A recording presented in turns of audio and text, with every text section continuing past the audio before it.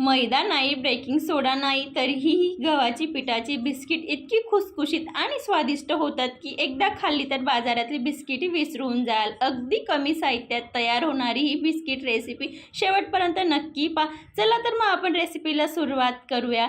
सर्वप्रथम मी इथं एक भांडं सेट करून घेते, ज्याच्याने आपल्याला सर्व साहित्य व्यवस्थित मोजून घ्यायचे। मी इथे एक वाटी सेट करून घेतलेली आहे। आता एका काचेच्या बाउलमध्ये 1 वाटी साखर आणि अर्धी वाटी पाणी घ्यायचे। आता आपल्याला दोघं साहित्यांना व्यवस्थित चम्मचने मिक्स करून घ्यायचे। इथं 100% साखरमधून आपल्याला 20% साखर पाण्यामध्ये वितळून घ्यायची आहे। अगदी या पद्धतीने थोडं मिक्स करायचे। अगदी 1 ते 1.5 मिनिट लागतो। व्यवस्थित मिक्स झालं की आपल्याला हे साईडला ठेवून द्यायचे। या पाण्यात आपल्याला 80% साखर जशीच तशी राहू द्यायची आहे। ते तुम्हाला मी पुढे सांगेलच। इथं आता ते साईडला ठेवून दिलेलं आहे। एक स्टीलचा बाउल घेतलेला आहे, त्याच वाटीने इथं मी 2 वाटी गव्हाचं पीठ घेते आणि अर्धी वाटी एकदम बारीक रवा घेते। ही रेसिपीसाठी खास काळजीपूर्वक आपल्याला बारीक रव्याचाच वापर करायचा आहे। तुमच्याकडे जर जाड रवा असेल तुम्ही अगदी मिनिटभर मिक्सरला फिरवून घेतला तरी चालेल। त्याच वाटीने इथं मी पाव वाटी जे डेसिकेटेड कोकोनट आहे त्याचा वापर करते। याच्याने आपले बिस्किट खूप छान बनतात। मी चवीनुसार अर्धा चमचा नमक घेतले आणि 5 ते 6 वेलची बारीक कुटून पावडर करून घेतलेली आहे, ते पण याच्यात ॲड करून घ्यायचं आहे। तुम्हाला हवं तर तुम्ही याच्यात वेलची पावडर रेडीमेड देखील वापर करू शकतात। इथं मी जे साहित्य घेतले त्यानुसार इथं जवळपास ब्रेकफास्ट स्पूनने बघायला गेलं तर 6 टेबलस्पून इथं मी रूम टेम्परेचरचं तूप घेतलेलं आहे। आपल्याला जरही इथं गरम तुपाचा वापर वगैरे करायचा नाही आहे। आता आपल्याला सर्व साहित्य व्यवस्थित मिक्स करून घ्यायचं आहे। तूप, जे गव्हाचं पीठ, डेसिकेटेड कोकोनट जे वापरलेलं आहे ते सर्व व्यवस्थित एकजीव झालं पाहिजे इतपत आपल्याला व्यवस्थित मिक्स करून घ्यायचं आहे। बघू शकतात तुम्हाला पिठाचं टेक्स्चर समजतच असेल की हलके गोळे झालेले आहेत। इतपत मी व्यवस्थित मिक्स करून घेतलेलं आहे। जे आपण पाण्यामध्ये साखर मिक्स केलेली होती, आता ते आपल्याला थोडं थोडं पाणी आणि साखर ॲड करून आपल्याला डो मळून घ्यायचा आहे। एक सोबत इथं जराही वापर वगैरे करायचा नाही, थोडं थोडंच ॲड करायचं आहे। थोडं साखर थोडं पाणी असं मिक्स करून आपल्याला डो मळायचा आहे। जे मी साहित्य दाखवलेलं आहे ते अर्धी वाटी पाणी आणि 1 वाटी साखरचं जे आपण पीठ वगैरे घेतलं आहे त्याला परफेक्ट आहे। पण जर तुमचं पीठ कोणत्या क्वांटिटीचं असेल, त्याला कमी जास्त पाणी लागत असेल तर याच्यापेक्षा तुम्हाला 2 ते 3 चमचा पाणी जास्त लागू शकतं। मी तुम्हाला ते पुढं दाखवेनच। या पाण्यात माझं अगदी आरामात डो मळला जाईल।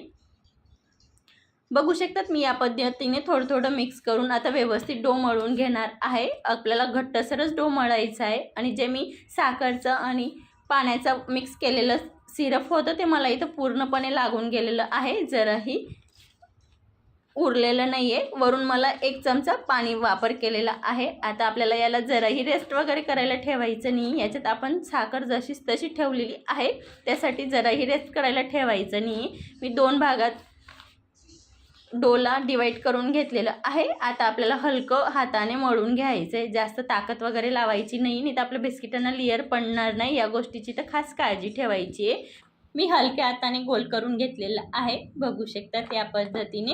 आणि मी खालून थोडं तुपाचा वापर करते, थोडं तूप लावून घ्यायचं आहे। अगदी पोळपाटला चिपकणार नाही यासाठी तुम्हाला तेल लावायचं असेल तर तुम्ही तेल देखील लावू शकतात। या रेसिपीसाठी जास्त तुपाची जराही गरज वगैरे पडत नाही। आपण याच्यामध्ये मैदा वापरलेला नाही आहे, रवा वापरलेला आहे, म्हणून हलके क्रॅक वगैरे पडतात, पण ते तुम्हाला मी पुढे दाखवेलच। आपल्याला कट करून घ्यायचे आणि आपण बिस्किटांचं जे डो आहे ते आपण मीडियम मळलेलं आहे, जास्त कडक पण नाही जास्त नरम पण नाही, तर लाटायला खूप इझी जातं। जास्त मेहनत वगैरे करायची गरज पडत नाही। मी अगदी मोठी पोळी लाटून घेतलेली आहे। आपण 1 वर 1 3 चपाती ठेवू एवढं जाड ठेवलेलं आहे।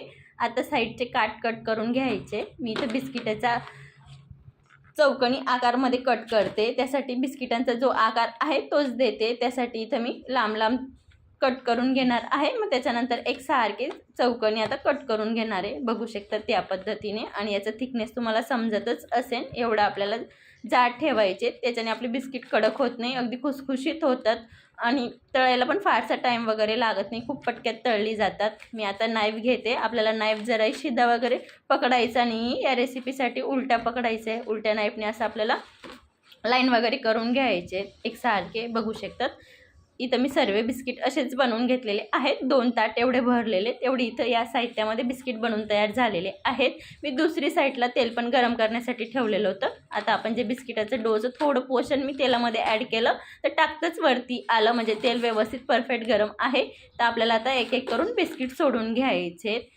आणि हे बिस्किट तळताना खास काळजीपूर्वक आपल्याला तेल जास्त गरम पण नको, जास्त गार पण नको, मिडियम गरम ठेवायचं आहे. आणि गॅसची फ्लेम तळताना अगदी मंदच ठेवायची आहे, जराही आपल्याला मिडियम किंवा हाय वगैरे ठेवायची नाही आहे. आपण बिस्किट अगदीच जास्त जाड पण नाही, जास्त बारीक पण नाही, अगदी मिडियमच बनवलेले आहेत. म्हणून यांना तळायला पण फारसा टाईम वगैरे लागत नाही. अगदी एक बॅच तळायला 4 ते 4.5 मिनटं लागतात, जास्त टाईम लागत नाही.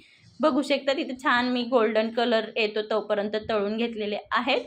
आता आपण एक एक करून मी झाऱ्यामध्ये काढून घेणार आहे. याच्याने काय होणार की याच्यातलं एक्स्ट्राचं तेल खाली गळून जाईल. मग नंतर थोडे गार झाले की मी टिश्यू पेपरवर काढून घेईन. बघू शकतात इथं आपले बिस्किट बनून तयार झालेले आहेत. बघू शकतात या पद्धतीने मी एकदा नक्की करून बघा. आणि जे दाखवलेलं आहे त्या साहित्यामध्ये जवळपास 52 ते 55 बिस्किट होतात. जराही तेलगट वगैरे झालेली नाही, ती आतून किती छान लेयर पडलेले आहेत. रेसिपी कशी वाटली कमेंटमध्ये नक्की सांगा. एकदा या पद्धतीने नक्की बनवा आणि तुमचा अनुभव माझ्यासोबत शेअर करा. अशाच मस्त सोप्या रेसिपी पाहण्यासाठी माझ्या चॅनलला सबस्क्राईब करा. अशाच मस्त जबरदस्त रेसिपी सोबत भेटूया. तोपर्यंत धन्यवाद.